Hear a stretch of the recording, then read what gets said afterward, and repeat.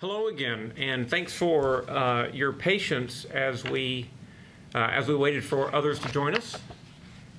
Welcome, and do thank you for everybody joining us. I'm glad that you're interested in the statistics program at Baylor University.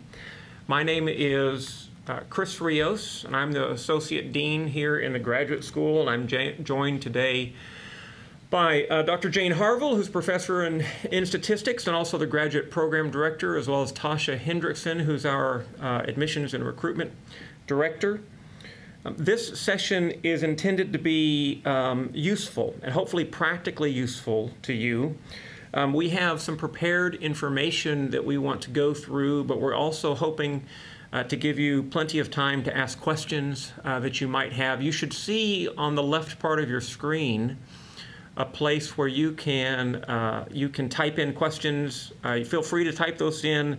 Send us some questions as we go along, or we will pause as we go along and give you a chance to ask your questions at different phases. I want to talk a little bit about Baylor overall. We're really glad, again, that you're interested in Baylor University. You probably know that Baylor is a private Christian research university. We're located in Central Texas. Baylor is in Waco. Waco is a medium-sized city that is in halfway between the Dallas-Fort Worth area and the Austin area, not too terribly far from Houston. If you've never been to our campus, I would encourage you to stop by. It's a really beautiful place. You would find I think a lot of fun things to do both on campus and in the area. It's a lovely spot. Baylor overall is a quite large private university. We've got about 17,000 students overall. A little more than 4,000 of those students are graduate and professional students on campus who are studying in over 100 different graduate programs. Of all of those graduate students, just about 1,500 of them are doctoral students or doctoral candidates, and they play a vibrant and critical role at our university. Doctoral students at Baylor are integrally involved in our research program. They are responsible for hundreds of presentations a year and hundreds of research articles a year, working at the elbow, as some people say, at the elbow of our faculty researchers and postdoctoral researchers on campus. Graduate students at Baylor also teach. They teach about 600 courses a semester, in fact. They do a lot of teaching on campus, and that's one of the things that many of our statistics students have an opportunity to do as well. And then graduate students at Baylor are also key partners in the mentorship that happens with our undergraduates. One formal example of that is a program that's run by our Graduate Student Association called the Graduate Undergraduate Mentorship Program. But there's lots of different examples, big and small, formal and informal, of the role that graduate students play in mentoring our undergraduates. The students also have a vibrant culture here on campus, and there's a lot of robust support. Two examples: we have a very strong and active Graduate Student Association, and we also have a couple of graduate student housing communities. These are places where students find a way to get involved. This is a place where the sense of community among our students develops. It's something that we're quite proud of here at Baylor. We also have lots of examples of different professional development programs that are offered. Our Graduate Research Center, our Graduate Writing Centers, we have a dissertation writing lab that we run. We have over 24 programs designed to enhance the professional development that students receive within their programs and their academic home. Most important, I realize, for many of you, in addition to the quality and rigor of the graduate program, of course, is the amount of financial support that Baylor offers, and we offer a good amount. Most important, virtually all of our PhD students, and certainly all the PhD students in the statistics program, receive a full tuition scholarship and receive a multi-year research or teaching assistantship, which comes with a competitive stipend. Dr. Harville will say more about that in a minute. In addition, there's a lot of other financial support that's available. Baylor provides a generous amount of travel funding for graduate students, up to $800 a year. We also have worked with the university that we provide a subsidy in general student fees, and we provide subsidized student health insurance for all of our fully funded doctoral students, like all of the ones that are in statistics. I'll give you a chance to ask some questions about that in just a little while, but if you do have any broader questions about the programs that Baylor offers, online, I know that all of you have found Baylor online and you've all started applications with us, and we appreciate that. You can find this booklet. There's a digital version of this booklet online, and it will give you a short summary of all of the graduate programs that Baylor offers. But I'm really glad today that we have Dr. Harville here with us from one of our very best. Statistics at Baylor, it is genuinely one of our strongest programs. The faculty in the statistics program are exceptional. One of the ways that you measure the quality of faculty at a program is by how much they publish and the level of their research. And I was looking today, our statistics faculty publish at the same rate as much larger schools such as Carnegie Mellon and UC Davis. They are quite exceptional. They also have high number and high quality applicants every year. They have one of our strongest and most consistent pattern of graduates every year, and they have an exceptional time to degree both on Baylor campus and nationally. Most commonly, students graduate within 4 years from our statistics program at Baylor, and that is really exceptional, and it speaks to the high quality of mentorship that takes place within our statistics department and among faculty and students. So I'm going to turn it over to Dr. Harville, and she can tell you more about the program. Thank you very much. I'm Jane Harville. I am the professor in the Department of Statistical Science here at Baylor. I'm also the graduate program director. And I have some information put together for you that you'll see on slides as we go through. I've included some extra points as Dr. Rios was talking that I thought I could emphasize to kind of play off what he's been saying. So first of all, I want you to know that the strengths in research in our department are Bayesian statistics, biostatistics, and environmental statistics, and time series analysis. Time series analysis isn't on there, but I was speaking most recently with a few colleagues and recognized it should have been, so that was after these slides were made, so I apologize for that omission. Bayesian statistics and biostatistics, those two things in our department are fundamentally intertwined. We have a lot of researchers who work with different companies. In particular, Johnson & Johnson and Eli Lilly work with 3 of our faculty members. Those 3 faculty members work in Bayesian statistics, and they come up with innovative new ways to apply Bayesian statistics to clinical trials and health studies. The environmental statistics and time series analysis are used in conjunction with steep analytics and other places around campus. We have a large environmental statistics and a large engineering group. All of them help use, we work with all of them to use those areas, environmental statistics and time series. We have students who do internships at most recently, the companies that are listed, Johnson & Johnson, Baylor Scott & White Health, Steep Analytics, other places are Novartis.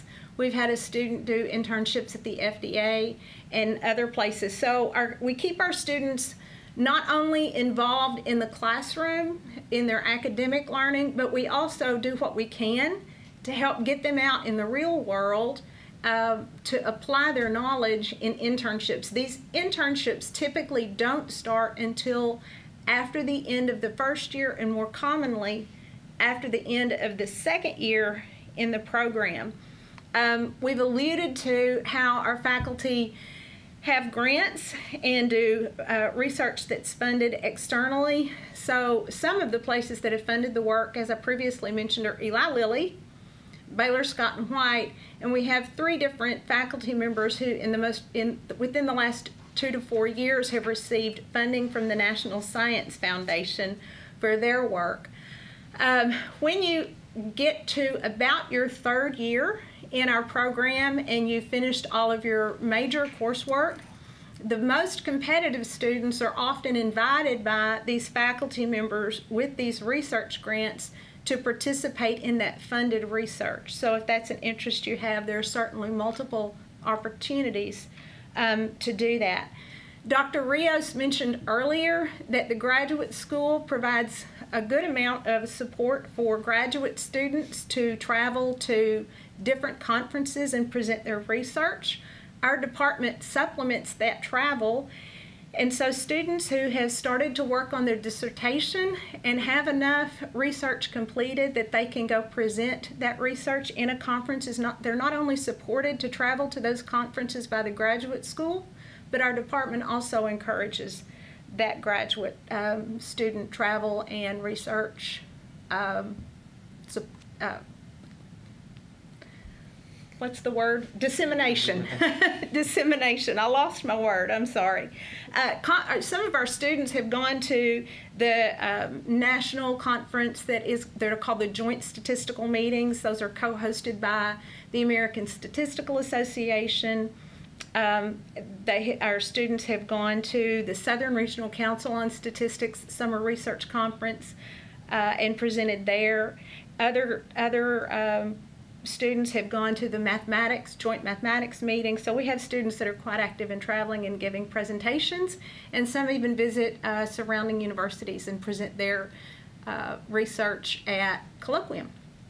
So some of the specifics for our doctoral program, in particular, because of where you are right now, how to be admitted into the program. And these are some general guidelines. They're not all hard, fast guidelines. Some of them are. And as we go through these, I'll elaborate on that. First of all, the biggest question right now is, how can I know I'm going to be admitted into the program? At the very minimum, you must be extremely proficient in multivariable calculus, and in most United States universities, that's typically the 3rd semester of calculus. So we're looking for high grades in multivariable calculus, and also in linear algebra. Other universities call it matrix algebra, but most commonly it's called linear algebra. Those 2 mathematical topics are a must. Those are something that if you're not good at those, you're not going to succeed in the program. We don't want to set students up to fail, so we want to make sure that before we ever admit them, they have the minimal mathematics tools necessary that they can continue on and do well. The next bullet point, the GRE score in the top 25% of all scores on all 3 parts of the exam. The most important number on the GRE scores is your quantitative score. We stick pretty hard to this particular criteria for that quantitative part of the GRE because statistics is a quantitative field. If your mathematics is not up to par, you won't be able to succeed in the program because we do have several theory courses that require you to be able to think quantitatively. The other 2, the writing score and the other English part of that exam, we can be a little softer on those, but we do require a minimal level of proficiency on the 2 language parts of the exam. So we do try to keep that in the top 40% of all scores. Every year, the number of students that we have apply to the program, it varies greatly. So a few years ago, we had 85 students apply. One year we had 25 students apply. We set a criteria and we accept 5 to 8 academically competitive students, assuming there are 5 to 8 that meet the minimal criteria. Whenever we accept a student into our PhD program, that acceptance comes with the offer of this competitive stipend that Dr. Rios mentioned earlier, and through a graduate teaching assistantship. We also, all of our students who are admitted to our program are given a full tuition waiver. For those of you who don't know what a stipend is, because I've found that that's fairly common, essentially we will pay you to work for the department. So it's like a contract with the university and with our department where you'll work 20 hours a week for our department. Our first year students are all taking essentially the same set of courses. In a minute, we'll talk a little more specifically about that, but they also, first year students also pretty much have a fairly standard assignment for duties, which include working in our statistics tutoring lab and being a teaching assistant for some professor in the department. So our statistics tutoring lab is a free service that we offer to all students on the Baylor campus who are taking undergraduate statistics courses, and in particular Stat 1380, which is a freshman level statistics course, and Stat 2381, which is a sophomore level statistics course. There are others that other courses, but those are the primary students who come into that lab. And so it's a free tutoring service that we offer to all of the students on Baylor campus taking statistics courses. And just about every graduate teaching assistant will be working some number of hours in that lab. Also, for our first year students, we provide training so that you're equipped to help answer questions for the students who seek your help, just in case there's some topic in one of those two classes that you haven't run into yet. That's not uncommon because sometimes we accept students who haven't had any statistical methods classes. They may have had a few theory classes, but they like what they've done. And so kids that come into that tutoring lab, they're taking methods courses, so we want to be sure you can answer the questions. So there's some training that comes along with that, and the training is part of what you get paid for, so those are part of the 20 hours per week. And then in terms of assisting professors with teaching responsibilities, each student is assigned to one of the teachers in our department, and depending on the teacher, you might be grading papers, you might be proctoring exams, you might be holding additional office hours for that teacher. There's a variety of circumstances that you could be asked to assist with when you help teachers, but most of the time it's centered around classroom responsibilities.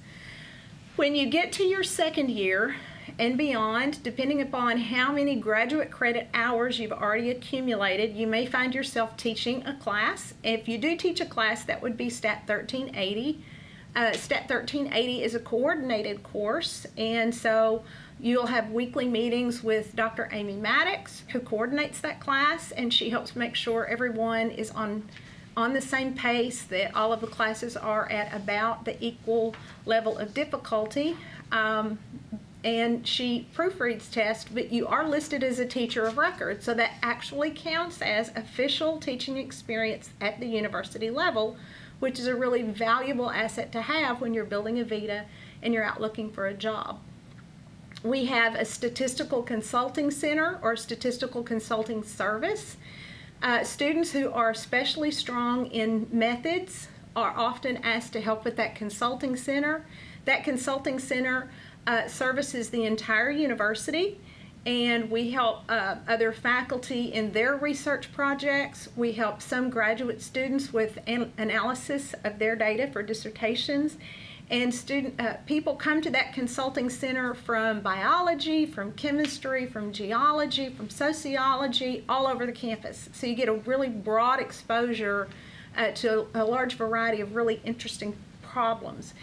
If some of the problems are complex enough, you may be able to publish a paper with one of the people who are seeking services through that center. And so you may, by the end of your third year, actually be submitting a paper and be a teacher of record, which looks really good on a vita when you're out looking for work. And then, as I mentioned previously, we have some researchers in our department who have federally funded researchers, and if you're interested in working with them and you're highly proficient in your classes and you do extremely well, you may be able to work with them on some federally funded research. I've already mentioned that our graduate teaching assistantship, if you're admitted into our program, you get full tuition remission. There are still fees that have to be paid, and I believe those fees are a little more than $2,000 an academic year. But other than that, those are the only Baylor costs that you have. And Dr. Rios also mentioned earlier that most of our graduate students, in our department, it's all of our graduate students, are eligible for health insurance through Baylor.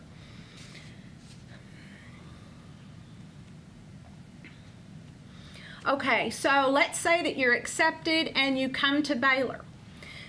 One of the things that happens in our department is that your first class, which is STA 5351, that class requires that you have multivariable calculus on your as a prerequisite, so that needs to be something that comes in with your transcript, and it's called Introduction to Theory of Statistics. That class actually begins in the summer. It does not begin in the fall.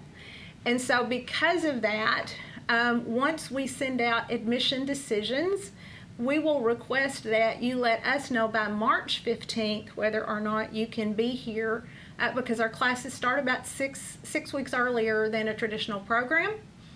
After that, in your first fall semester, you'll take the second part of Theory of Statistics. You'll take a class in Methods, and you'll also take a class in Computational Statistics.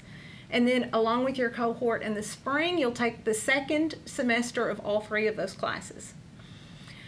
As you proceed through the program, by the end of the 2nd December that you're here, you will have accumulated enough hours that you will be eligible for a master's degree in statistics.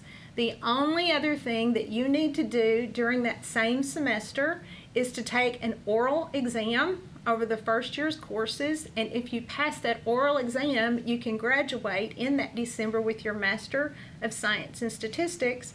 And as long as you stay active in the program, you can kind of double dip on those hours and continue to proceed towards your PhD without any loss of time. At the end of the summer, after your first year, so you will have been here for more than a year by that time, because again, we start in mid-July, there is a written set of preliminary exams for PhD students that cover those first year's classes. If you successfully pass the written exam, then you will work with a faculty member, and you'll do a research project. That research project is then presented to the department. We call that presentation the PPP. It's the preliminary project presentation. At the end of that presentation, if that presentation is successful, then you have passed your preliminary exams. So all along the way, you are a PhD student, but the last step to being able to officially begin work on your dissertation is called being admitted into candidacy. So you finish up those exams, you successfully do so, you're admitted to candidacy, and you can officially begin work on your dissertation.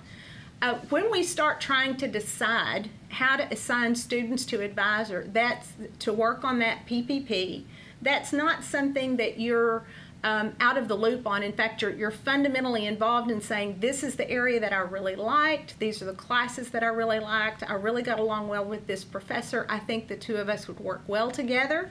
And at the same time, professors are giving me the same information about the students, so that when it comes time to work on that PPP, we pair as best we can students with their strengths and the professors, so that that's a good experience. In the end, if you determine that you liked it and you finished successfully, but that's really not the direction you want to go, there's no pressure to stay with the same person. You can go to a different person as a dissertation advisor. Some people do. Other people stay with the same advisor. It really is a choice of a collaborative choice between the student and the advisor.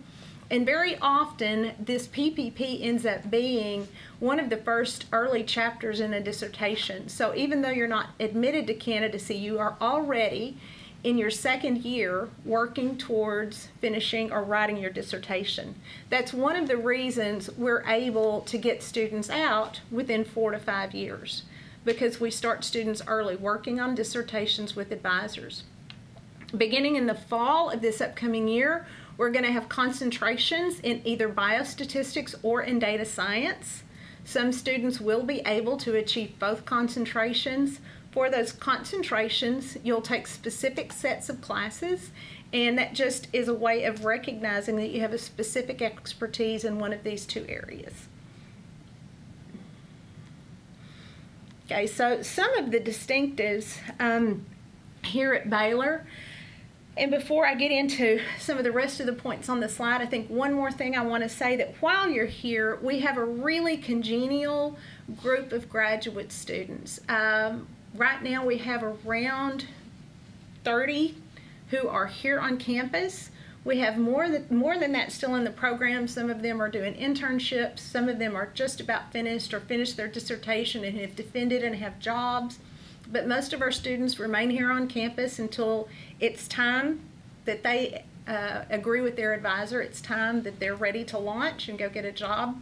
But we have a very congenial group of graduate students. So about twice a month, and this is not on the slides, but to give you an idea of what we do, we have what we first started calling the Statistics Paper Club, but it recently got changed to Intradepartmental Statistical Symposium, which we all kind of laughed at because ISS for many high school students is in-school suspension. But this is a lot more fun than that, especially if you're a statistician, where we talk about interesting problems. So if I'm sure not a lot of you have followed statistics news, because most people don't if you're not a statistician, but I'm sure most of you, if you've studied any kind of statistics, have heard of a p-value.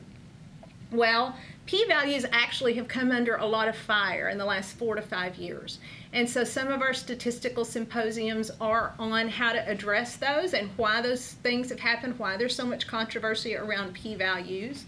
We've also had consultants come in from a variety of places and talk about what it's like to be a statistical consultant in a specific area, like at Google or Yahoo or in a think tank or in a Novartis or at Eli Lilly.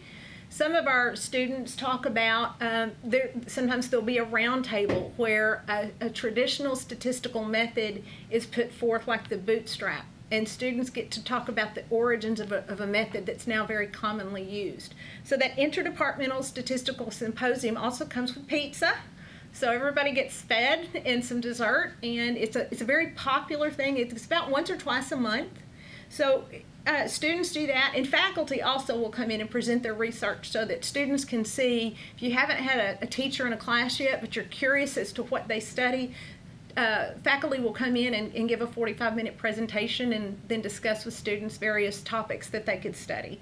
So we have that. We also have an active, I forgot the word, colloquium series, where researchers from other universities and other entities like Eli Lilly, I keep mentioning that because we have a lot of interaction with them, Eli Lilly, the FDA, Stata Corporation come in and discuss what you can do as a job in their area, or they'll talk about the most current research. So we have that going on within our department. We also are extremely fortunate. We have only, and I've been here for 12 years, and in that 12 years we've graduated over 100 students, and all of them are employed as statisticians. As a matter of fact, upon graduation, almost all of them are immediately employed, and sometimes we have to get them to slow down a little bit because they've got a job before they graduate, and we need them to hang around just a little longer to finish a dissertation. So some places that you'll find Baylor graduates are in pharma. So Eli Lilly and Company and Novartis are two big employers of Baylor students. You'll also find our students employed in medical research hospitals like Baylor Scott and White or MD Anderson. We have a large number of students who are on faculty at a wide variety of universities. So on the East Coast, you might find one of our faculty members working in the biostat department at Wake Forest. You also might find someone working at a teaching university like Shippensburg up in Pennsylvania or the University of Tennessee Martin. We also have another graduate working as a faculty member at the University of Southern Cal. We have students who've worked at the FDA, at the Census Bureau, and other government jobs. We have students who have worked for Hallmark, doing quality control, and for financial institutions and banks. So we have a really successful graduate program in terms of research and employment. And that's what I have. Great. Thank you, Dr. Harville. We have time now, as I said, we hope to be able to answer whatever practical kinds of questions you have. Tasha Hendrickson is going to talk a little bit more about the application process in just a second, but before we get to that, we want to give you an opportunity to ask any questions if you have any, so we'll take a moment. To see if anyone has any. And again, you can enter your questions right into the chat section on the left-hand side.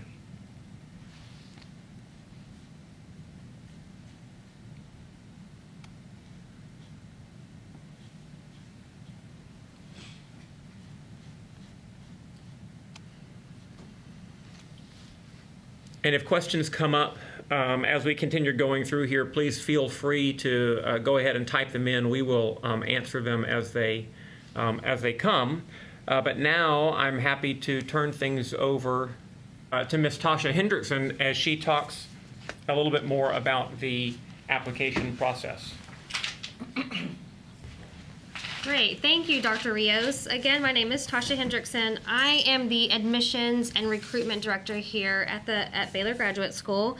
So welcome everyone here this afternoon. We're so glad that you have joined us. I'm only going to take a few minutes of your time just to kind of go over the admissions requirements, just a brief little overview. Again, if you have any questions about any of these while I'm going through it, please just go ahead and type them in and I'll answer them immediately. Initially, just to get started, I believe the majority of individuals who are on this webinar have at least started an application, but for those who have not, the link that you would go to start an application, is grad.baylor.edu/apply. There you would set up an account, and then at that point you could go ahead and start your application. In order to complete an application, there are several documents that are required. These first ones are going to be your personal documents. So these are going to be items that you need to be responsible for uploading yourself. When uploading these, a PDF is preferred. Generally a Word document, the formatting gets a little jumbled, doesn't come over clearly to us sometimes, so we do recommend that you do use a PDF. So these are going to be your personal statements, any writing samples that you have, your resume or CV, and of course any other documents that you may think that could help in the review process for this particular program. Another thing that you're going to need to do is test scores. GRE scores, TOEFL or IELTS. The CEEP code for Baylor is 6032 if you want to go ahead and use that so that they can send it to us electronically. ETS can do that. When uploading the GRE scores, we have on our application an area where it says to self-report your GRE scores. In that spot, you can type it in. That will not, however, suffice. What we need as an unofficial, we do require an unofficial score in order to start the review process. So typing them into your actual application is considered self-report, so that is not the unofficial. So what was actually the unofficial? What will suffice for that? Screenshots. You can do a screenshot of your scores. If you've got an email from ETS that says your score, that'll work as well. We just need something in that spot to take over. Transcripts. We can review your application with unofficial transcripts. So if you have an unofficial, you can go ahead and upload that as well. However, if you're an international student, we need to have those official documents beforehand. So if you have a proof of degree or your official transcript, we will need those ahead of time prior to the review process starting. That is also true for international students for your GRE and TOEFL scores or IELTS scores. We will need the official of those in order for the review process to start. The statistics program actually recommends that you have 3 recommendation letters. So that you can put those, you can put the names and the email addresses of these recommenders that you have. However, this will not hold you up from pushing into the system and being able to be reviewed. They would like to see them all in, but we understand that if you have a recommender that's kind of lagging and not getting it in just yet, that won't hold you up initially from getting reviewed. So don't let that kind of bother you too badly. So fees and deadlines, our application fee is $50. We do have fee waivers, however, for active or retired military or McNair scholars. So if you're either one of those, you do have the option to get that application fee waived. You will need to email graduateadmissions@baylor.edu and request for that to be done, and then we at that point will go ahead and waive your fee. The application deadline for this program is January 15th, so just make sure you get it in prior to 11:59 p.m. on January 15th. That way it can go into the review process. And I think that's all I have right now. Again, if there are any questions you have, please type them in and we will definitely answer you. We still have, of course, Dr. Harville is here to answer any questions. Dr. Rios is here, is also here to answer any questions that you may have. While Tasha was talking, it dawned on me that something I could have mentioned earlier in terms of your application is that I had said we have a little wiggle room on the English parts of the GRE and those scores. That writing sample that you submit helps me to determine whether or not those lower scores are an anomaly. It's extremely important that you're able to communicate well in written English because you're going to need to write a dissertation. And so choose a topic that is one you're impassioned about. A lot of people like to write about what attracted them to statistics and why they want to get a PhD. That's great because we want to know your motivation for coming here and studying that. What's attractive to you about Baylor? Any or all of those things is good, but make sure that writing sample that you submit is at least a page and have someone go over it with you and refine it, because that's what we need to see, is that if maybe you don't do so well on the GRE, on those English parts, that you can put together a really well-written essay, and that'll help us determine if that 55th percentile on the GRE is not something we need to be concerned about if it's on the English portion. One of the most frequent questions we get that I thought Dr. Harville could answer while she's here is about the review process. We typically get students wanting to know if we know that applications are due on January 15th. So how quickly do applicants learn their decision? So I wait until January 16th, of course, to review applications. And one part of the answer to that question, obviously, is how many applicants we have. If we have 900, well, 900 is a bit large. If we have 90 applicants, it takes time to go through all of the materials. And I do try to go through things as they come in. So as, let's say, someone gets their application submitted and it's complete and everything is there that needs to be there, and it's done by December the 3rd, then there's a very good chance I will have gone through that application well before the January 15th deadline. But in my experience, most students start really working on those applications over the Christmas holidays. So our numbers of applications skyrocket between now and January 15th. All of that to say, it usually takes me about 2 to 3 weeks to start getting out decisions. And a lot of times those aren't final decisions, they're initial decisions. One thing we like to do, though, is for those especially competitive students, we'll take time to invite you to campus and have you come see the department. I'll send you an email and try to set up a day when you can come with a few people that we would hope would be in your cohort. You can meet some of our graduate students, maybe participate in one of the ISS symposiums. You can meet some of our professors and learn a little more about the department. So it's our hope to get to you final decisions by the end of January, whether that be a positive or a negative. Great. Do we have any other questions? The question is, why does the program require elective courses more than the statistics core courses? Okay, that's a good question. And what you're going to see is a lot of those elective courses are statistics. And so one of the things I mentioned earlier were the biostatistics concentration and the data science concentration. So, for example, there's a course called Clinical Trials and Experimental Design. That is not a core course. It's an elective course. It's a graduate level course offered by our statistics program.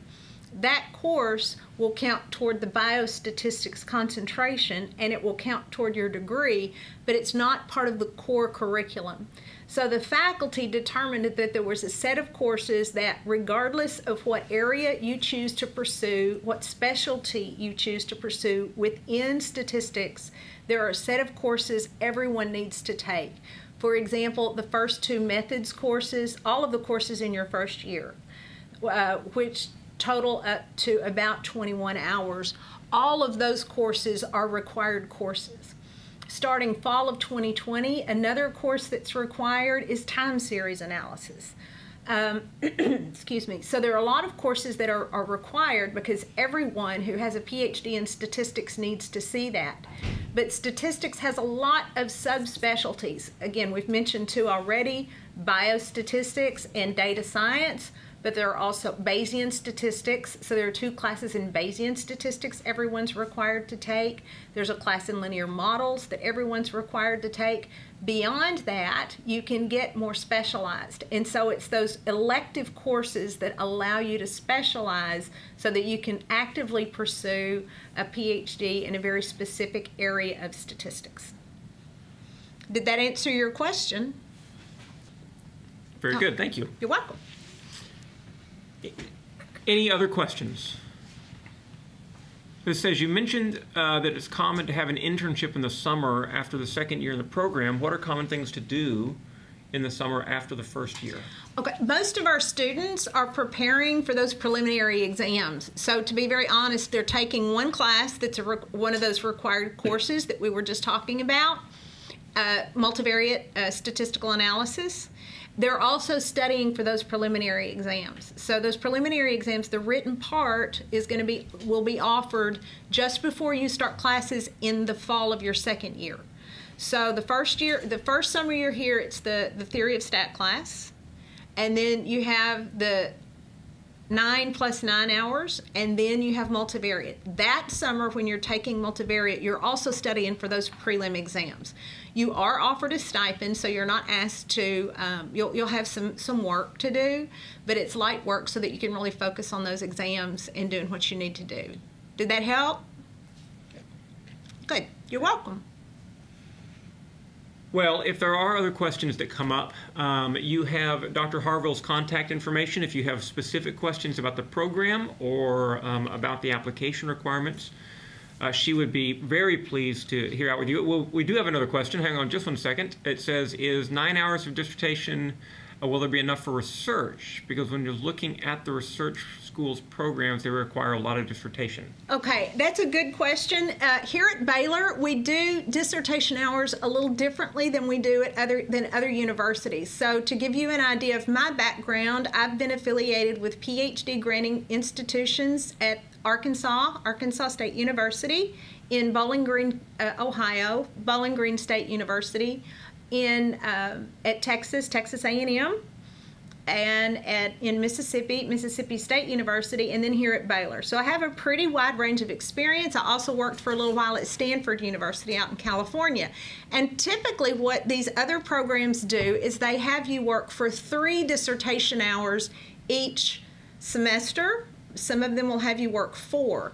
And here at Baylor, what we do is our equivalent to that is a single dissertation hour. And so the amount of work you're doing is the same.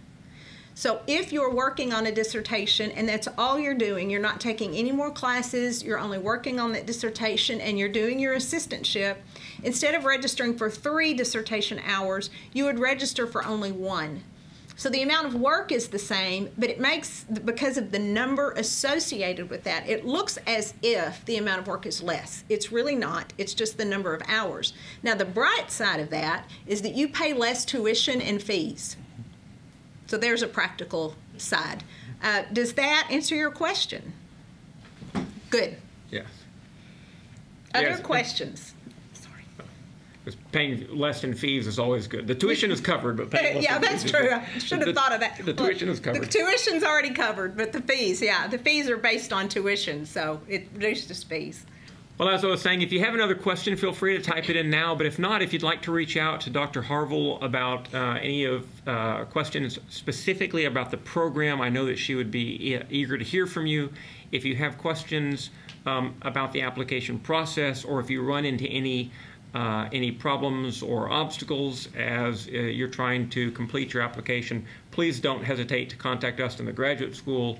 You can reach out to Tasha or to me, and we will be happy to help you as quickly as possible. Thank you, everyone, for joining us. Again, thank you very much for your interest in Baylor in our statistics program, and we hope that we will get a chance to review your application.